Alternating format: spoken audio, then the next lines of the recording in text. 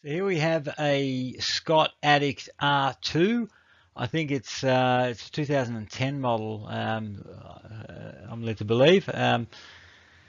It came into us with some top tube damage, and the owner decided not to go ahead with the repair, and hence we've got the bike. And yeah, obviously they went off and got another bike. So it has the Scott IMP process, which I've just got the frame holding in my hand here, so as I go through it, which stands for Integrated Carbon Molding Process. It uses their HMX net naked external tube set Scott composite fiber and Scott carbon dropout, which they call SCT. You got to love the bike industry for acronyms, don't you? It's just like every single string of words you can make an acronym out of, they make an acronym out of it. So let's have a look what it looks like on the inside. So here it is from the inside, and it looks pretty good from this distance. So we'll go have a closer look in a minute. But the Scots, the generation prior to this was tube to tube, where the junctions were like all the junctions. So here, head tube, down tube. They're all tube to tube joints. Now with their IMP process, they had sort of modular pieces. So we've got the front triangle is molded in one piece, and then it's tube to tube, still down at the bottom bracket junction and top tube, etc. So yeah, so pardon me, a little bit of a change in their process. They're sort of, basically instead of having individual tubes, they're making sort of sub-assemblies and then joining them together. So straight to the bottom bracket junction like we normally do, and you can see the tube to tube, the bonded joints here. So you can see fillets of adhesive there and there and there and through here. And so what they do, they bond the tubes, and then they overwrap with more fiber, and have a compaction system around that. So it's sort of a two-stage process. But this bottom bracket junction is looking really good. Like, there's some very fine resin lines here from the bag. That's nothing to worry about. Same with those ones and those ones. A little bit more through here. We'll have a look at that in a minute. But yeah, overall that's pretty good. Now their bottom bracket shell is it's a press fit, and it's a fairly thick wall carbon tube which is bonded in. So that should be it should all be concentric, because what they do is they'd make a long tube, one long piece of tube, and then just cut it to length, and so easy to make a straight round tube and then cut it to length, bond it in, and so you shouldn't have any real problems with that. As long as the dimensions are right, but you get that done the first time in your tooling, and as long as your thermal profiles are the same every time, which they should be anyway, you get some good repeatability out of that.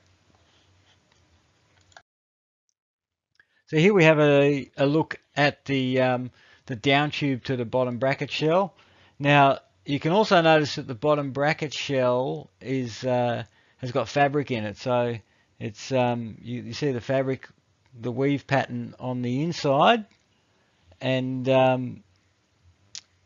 so yeah, on the inside through here, and also on the outside. So it's predominantly fabric, I would say, which gives you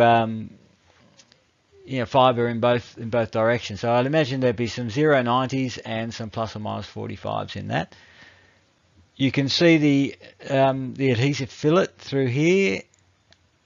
Now the majority of it is sort of a light grey sort of colour, but there's also some red adhesive in there as well, which is a different type of adhesive. So I'm not sure why there's those couple of little just those little red bits of red adhesive there, like why it's not, like, you know, why they're additional to the primary grey adhesive. So not really clear on that. But again, you know, that bond looks good. There is a little bit of damage to the laminate here, which happened when I cut it. So that's yeah, that's not a concern. And very tiny little void there in the adhesive fillet. That's nothing to worry about either.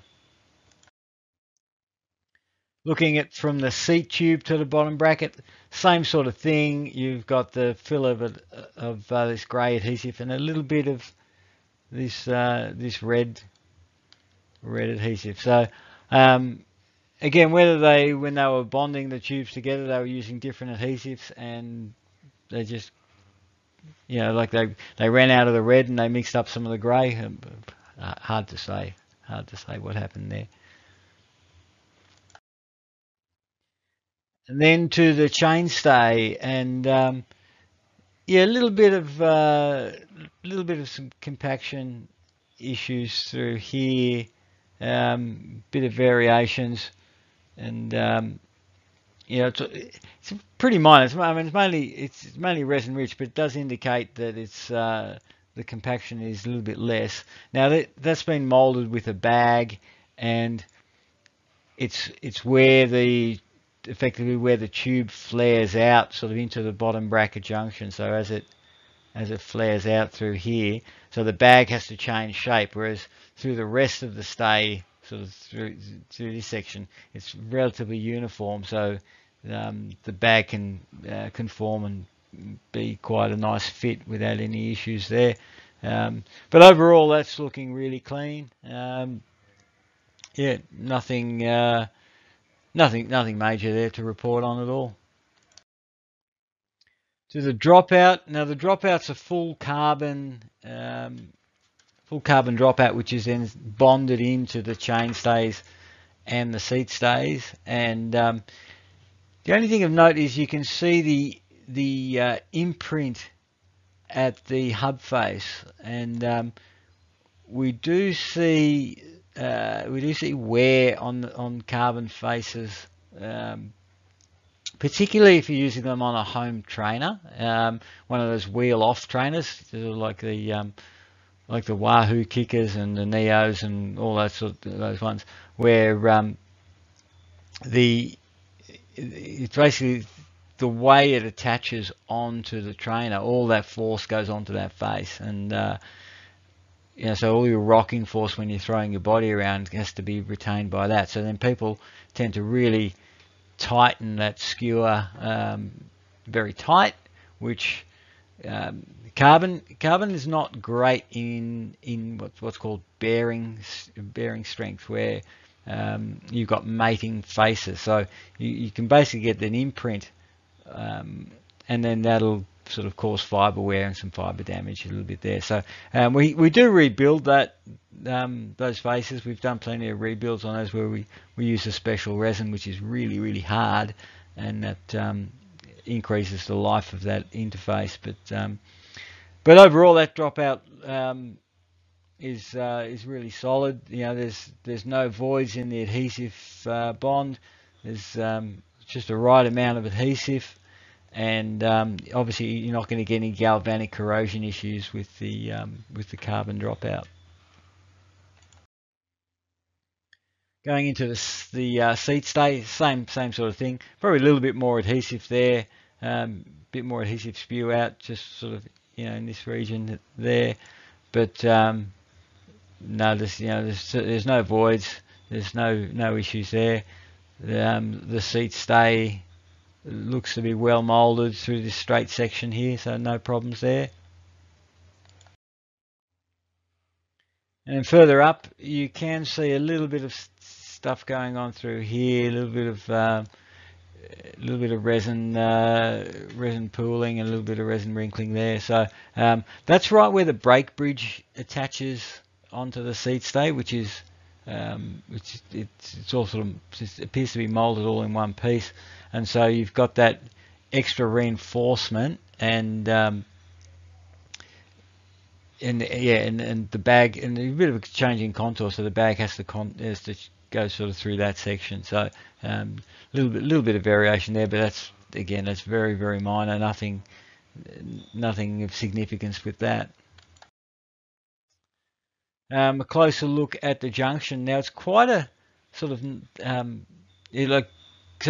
both of the seat stays appear to be molded in one piece, and that piece wraps around the seat tube, and again you can see some of this red adhesive here, and there's other sort of the grey adhesive is up here on that junction there. So, and then it's over wraps, but from the exterior provides a really nice sort of seamless looking junction, and you can also, we'll probably have a look in the next slides, the laminate build up, but it gives you also just you can see this sort of section through here where that increase in thickness, where there's that extra reinforcement where the brake bridge goes. So really well thought out design in terms of putting material where it needs to be. This is a better look at the sort of the seat tube to seat stay interface, and so the seat stay molding sort of incorporates this. There's also a rib here which I've cut through sort of to access, and so you can clearly see that adhesive, and then you've got extra sort of ply build up sort of through here, and also at the top through here to join that interface. So again, that's going to be a very reliable strong interface, and no problems with that. And this one's got a seat mast. Now they did some with a conventional seat post layout and others with a seat mast. So this is the seat mast version. Now they've put a layer of fabric on the inside to provide a bit more hoop strength with the 90-degree fibers, and also to assist when you're cutting the seat mast to length, you're less likely to delaminate it. So that's a nice feature. The fabric comes to this point here, but there are also you can see some ply steps there and there. So it's they've reinforced those areas as required. So it's again, it's very well thought out and implemented design on this. The wall thickness is good, so yeah, all looks good to me. The seat tube itself looks very uniform. There's nothing to report there. The wall thickness is all good, all uniform. You've got reinforcements. I think we'll have a closer look at those in the next slide. But where the inserts go, there's some reinforcement. They are aluminium, just sort of the conventional riv nut type inserts, and there doesn't appear to be any galvanic corrosion protection involved with that. But in this example it hasn't corroded, but we do see a lot of corrosion with that. So this is a little bit further down. You can see the fabric reinforcement through here where the insert is, and the upper one up there as well. So it just reduces the chance of splintering when you're drilling in that for that insert to make sure that you don't delaminate it. There is this is where the front derailleur hanger area is, and that sort of area there is a depression which is to provide clearance. So it's all like a dimple on the outside, of a molded in dimple on the outside. So that's why it's got that sort of lumpy looking effect, but there's no issues with the molding.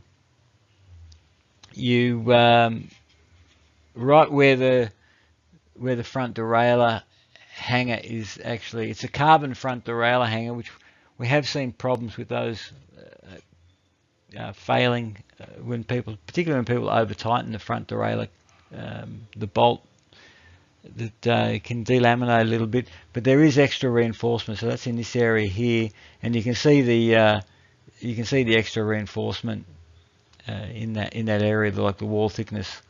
There's a clear step, or you can see it through there and sort of across there. So again, they've put material where it needs to be, which is one of the real advantages with carbon. It's so easy. It's just to put an extra ply where it needs to be, as opposed to with a metal you need to machine things out or add material, and it's just a little bit more complex. So the bottom bracket to down tube junction, if we have a look at that, yeah, all that looks very clean. Those little bag lines, through here and here, but then that's nothing to worry about. There's certainly no porosity or any voids or anything like that. A little bit of delamination here from when I cut the frame, bit of splintering, and yeah, which is sort of typical of a unidirectional.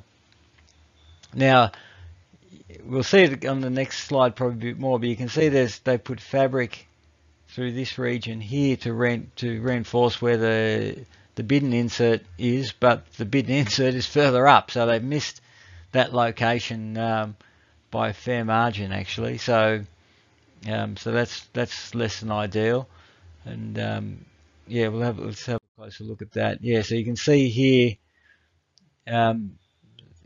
those extra fabric patches are here and here, so they've really missed those by a lot. And yeah, there is a very small amount of delamination sort of right in this area here from the drilling, so not ideal, but particularly because you get that interface where you get moisture, and so you're more likely to get problems with that interface. But I mean, the rest of the tubes looks pretty good.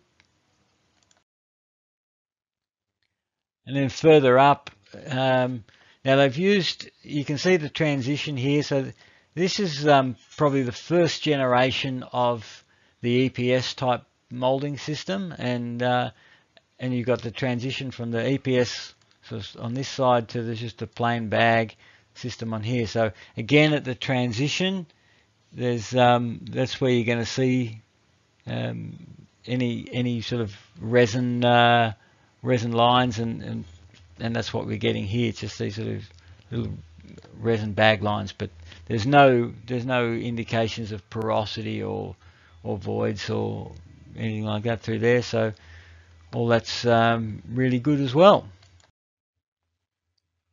And then the head tube, so as I said, that's molded with the EPS type system, and it looks pretty good. So there's a few resin lines. These are, that's sort of plastic sort of release bagging which was left in there, sort of a little bit messy to leave that in there, but yeah, I mean, they're probably not expecting their frames to be cut up and put on YouTube like this either. So although the new frames might be, they might pay a little bit more attention to this if my my channel becomes more popular. Let's have a look at the lower race on the headset. So thick laminate at the headset, so the sort of a molded in bearing seat. All that looks really well done. Very tiny little void through in that little adhesive fillet there, so nothing to worry about with that. That's so minor. All that laminate looks good. You've got a nice bit of transition of thickness into the down tube. Yeah, again, nothing ill to report there. That's all good. The upper bearings pretty much the same. Very tiny little void up in that fillet there. Nothing to worry about with that. You can see the transition here from the EPS type system to the plain bag system. But again, that's all very uniform. So although you can see a difference in the surface finish, there's very little difference in the laminate, if any difference in the laminate. So it's that's been well done there as well. And then along the top tube, very uniform, very clean. Nothing ill to report there at all. Here's a look at the complete top tube. As you can see, there's no indications of any laminate voids, anything like that. So it is just basically a straight round tube, which makes it, because it doesn't have any hard sharp corners with small radius, you're not going to get these bridging voids, which are common on some of the other frames that we've seen, where because they're running such a tight corner, you just get bridging voids. So you know, throughout this frame, it's actually it's a very simple sort of classic design. In fact, you know, they're just using straight round tubes, and so it's much easier to mold them properly, and which is what they've done. They've been molded really well. And then the final junction to the to the top tube to the C tube, again you can see the adhesive fillet through here and through here, and there is a little bit, you can just see a little bit of red right down the bottom, very closely. You look there, and then the grey adhesive. So it's not quite sure why they're using those two different adhesive types, but yeah, it's the junction's all bonded well, and then they've placed extra fibre over the joint, which you can see the increase in laminate thickness, sort of from about here as well onwards up, and then up the mast there. So that's all good too. So as you can see, this was a really well built frame, but not only that, it was the design allows it to be really well built. So by using basically straight round sections which are very easy to mold, without any sharp corners, you know, without any small sections and, you know, big changes in thickness and all these little things, it allows them to make the bike in a repeatable way. So so hats off to the design and manufacturing team on this particular bike, because they've done a really good job. There's not one indication of any structural flaw. There's reinforcement where it needs to be, but yet it's still a very, very lightweight frame. So at the time, it was one of the lightest frames going around, and so yeah, really, really well done. So the only thing you could fault was on the down tube where the bidon inserts go.